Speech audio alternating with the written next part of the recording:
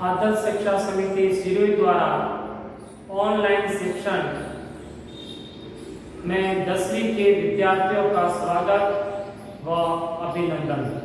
विद्यार्थियों, पिछले वीडियो में अपन ने काल और काल की परिभाषा और काल के भेदों के बारे में अध्ययन किया। आज इस क्लास के अंतर्गत वाच्य के बारे में अध्ययन करेंगे। जो वाच्य की परिभाषा इस प्रकार है, क्रिया के जिस रूप से यह पता चले कि क्रिया का मुख्य विषय कर्ता है, कर्म है या भाव, उसे वाच्य कहते हैं। अब देखिए, क्रिया के जिस रूप से यह पता चले कि क्रिया का मुख्य विषय कर्ता है, कर्म है या भाव है, उसे वाच्य के अंतर्गत माना जाता है। वाच्य का शाब्दिक अर्थ होता है बोलने का विषय। वाच्य का शाब्दिक अर्थ होता है बोलने का विषय। अब मैंने वाच्य का एक उदाहरण प्रस्तुत किया है जो इस प्रकार है, रमेश खेल रहा है। अब अभी बताया था कि क्रिया का मुख्य विषय क्या है, कर्ता है, कर्म है या भाव। तो यहाँ पर जाके रमेश खेल रहा है, तो यहाँ पर क्रिया का मुख्य विषय रमेश अपने आप में यहाँ करता है और क्रिया का मुख्य विषय और क्रिया खेल रहा, यहाँ पर रमेश खेल रहा है तो रमेश अपने आप में करता है। तो यहाँ पर रमेश खेल रहा है, इसमें खेलना क्रिया का तथ्य बिंदु है, अतः यह कर्तृवाच्य कहलाता है।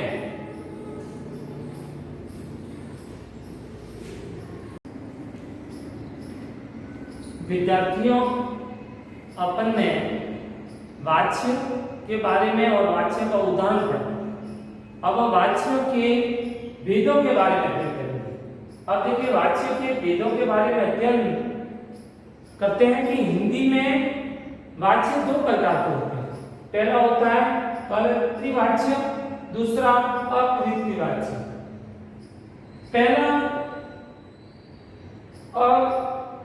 पहला कृतवाच्य है, उसकी परिभाषा समझते हैं।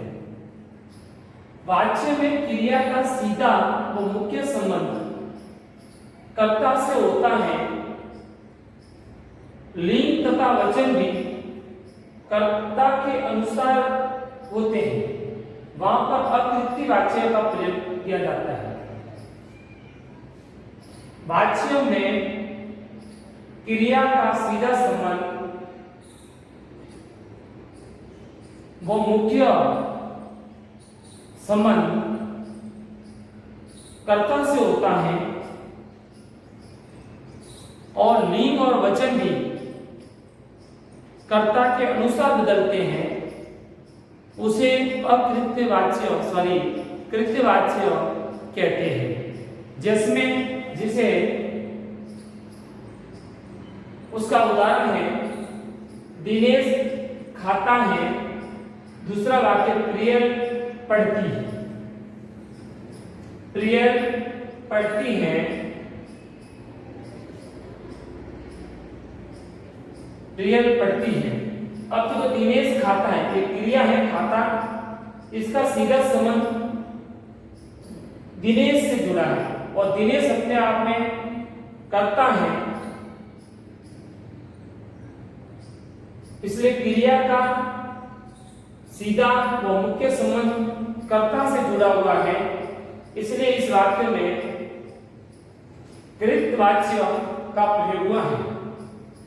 उसी प्रकार प्रियल पढ़ती है, प्रियल करता है, पढ़ती क्रिया है, तो प्रियल अपने आप में करता है। क्रिया का सीधा और मुख्य संबंध प्रियल से और प्रियल अपने आप में करता है। इसलिए इस वाक्य के अंतर्गत कृतवाच्य का प्रयोग किया गया है।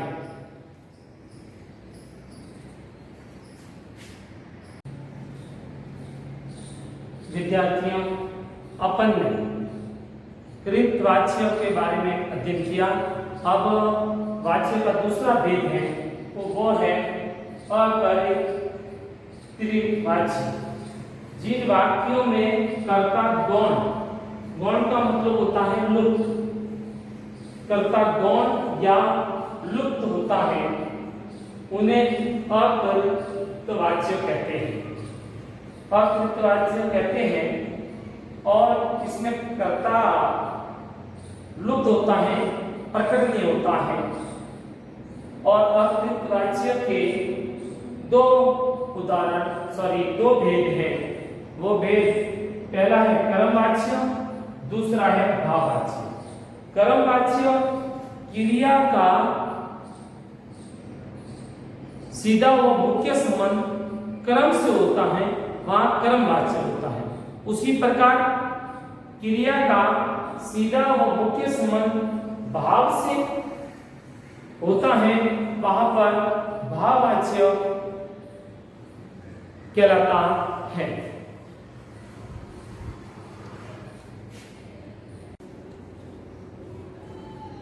विद्यार्थियों, अब अपन पढ़ने जा रहे हैं कर्मवाच्य। कर्मवाच्य की परिभाषा जो इस प्रकार है। कर्मवाच्य में क्रिया का सीधा संबंध कर्म से होता है। कर्मवाच्य में क्रिया का जो सीधा संबंध है वो कर्म से होता है।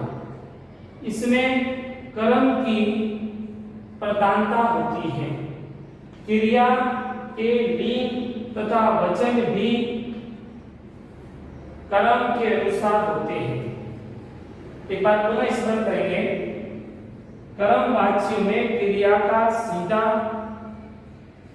संबंध कर्म से होता है और वाक्यों में कर्म की प्रधानता होती है और क्रिया के लिंग और वचन भी कर्म के अनुसार बदले जाते हैं।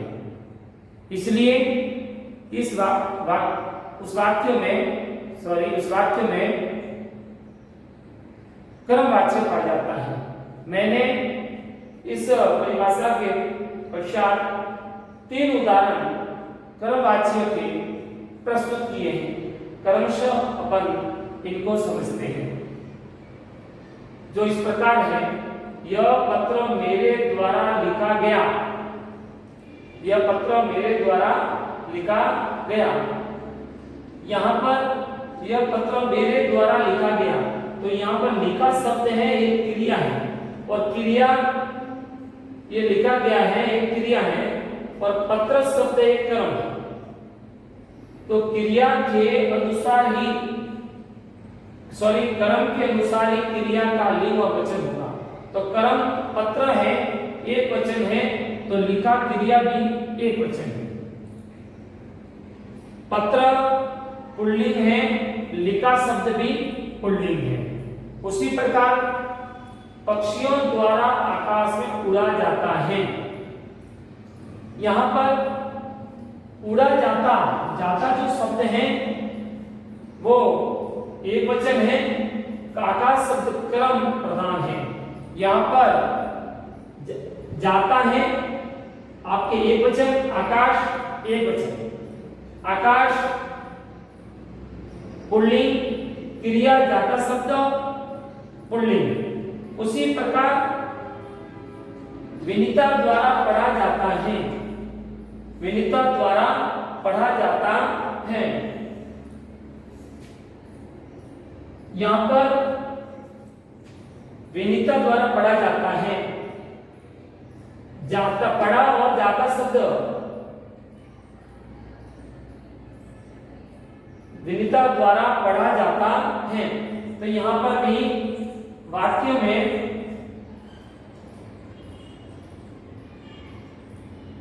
कर्म प्रधान है और कर्म के अनुसार इन वाक्यों में लिंग और वचन बदलते हैं। इसलिए इन तीनों वाक्यों में कर्मवाच्य का प्रयोग हुआ है।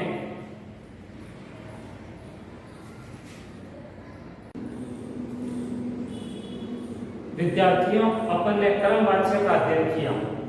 अब कर्मवाच्य के पश्चात हम भाववाच्य का अध्ययन कर रहे हैं, जो इस प्रकार है। उसकी परिभाषा पढ़ लेते हैं पूरा। भाववाच्य में भाव अर्थात क्रिया के अर्थ की प्रधानता रहती है, कर्ता व कर्म की नहीं। इसमें मुख्य रूप से अकर्मक क्रिया का ही प्रयोग होता है। इसमें क्रिया सदा एक वचन, पुल्लिंग तथा अन्य पुरुष में रहती है। देखिए, भाववाच्य में हमेशा भाव की प्रधानता रहती है और क्रिया के अर्थ की प्रधानता। भाववाच्य में भाव की प्रधानता तथा क्रिया के अर्थ की प्रधानता रहती है। इसमें अकर्मक क्रिया का ही प्रयोग होता है। भाववाच्य में इसमें क्रिया सदा एक वचन, पुल्लिंग तथा अन्य पुरुष में प्रयोग होता है। जो अपन इस वाक्यों में इस प्रकार पढ़ेंगे, समझेंगे कि यहाँ पर भाववाच्य में क्रिया सदा एक वचन, पुल्लिंग में रहेगी तथा अन्य पुरुष में रहती है। जो इस प्रकार अपन समझते हैं, जैसे मनोज से धोया जाता है, तो इसमें एक भाव निकल रहा है कि मनोज से धोया जाता है। भाव निकल रहा है कि मनोज धोने में सक्षम है, मनोज के अंदर क्षमता है, इसलिए मनोज से धोया जाता है। आप देखेंगे इसमें बताया है, इसमें क्रिया सदा एक वचन रहती है, मनोज से धोया जाता है, जिसमें मनोज में क्रिया है वो एक वचन है, पुरुष भी है, मनोज अन्य पुरुष में प्रयोग किया गया है और जाता शब्द पुल्लिंग में है, लिंग पुल्लिंग है और जाता शब्द एक वचन है। उसी प्रकार दिनेश से बैठा नहीं जाता, इसका मतलब दिनेश बैठने में सक्षम नहीं है, दिनेश के बैठने की क्षमता नहीं है, शक्ति नहीं है। इस प्रकार का भाव प्रकट होता है, जिसमें दिनेश से बैठा नहीं जाता, तो जाता शब्द है, ये क्रिया है, ये क्रिया एक वचन में है, लिंग पुल्लिंग है और अन्य पुरुष का प्रयोग हुआ है। विद्यार्थियों, अपने भाववाच्य में क्रिया का सीधा संबंध भाव से होता है, जिसमें ये अकर्मक क्रिया का ही प्रयोग होता है। इसमें मैं पुनः स्मरण करवा रहा हूं, इसमें वचन एक वचन होगा और लिंग पुल्लिंग होगी। इस प्रकार के जो वाक्य होते हैं वो अपने भाववाच्य के अंतर्गत माने जाते हैं। विद्यार्थियों, अपन ने आज इस क्लास के अंदर हिंदी के अंदर वाच्य पढ़ा और वाच्य के भेद पढ़े और अकृत वाच्य के दो भेदों का अध्ययन किया, जिसमें कर्मवाच्य और भाववाच्य। विद्यार्थियों में इस वाच्य नामक पाठ से अपने पीडीएफ फाइल के द्वारा प्रश्न भेजूंगा। उन प्रश्नों को सुंदर लेखनी में गृह कार्य में प्रश्न लिखते हुए उसके उत्तर भी अपने वीडियो के माध्यम से उत्तर अपने गृह कार्य की कॉपी में सुंदर लेख में लिखना है। धन्यवाद।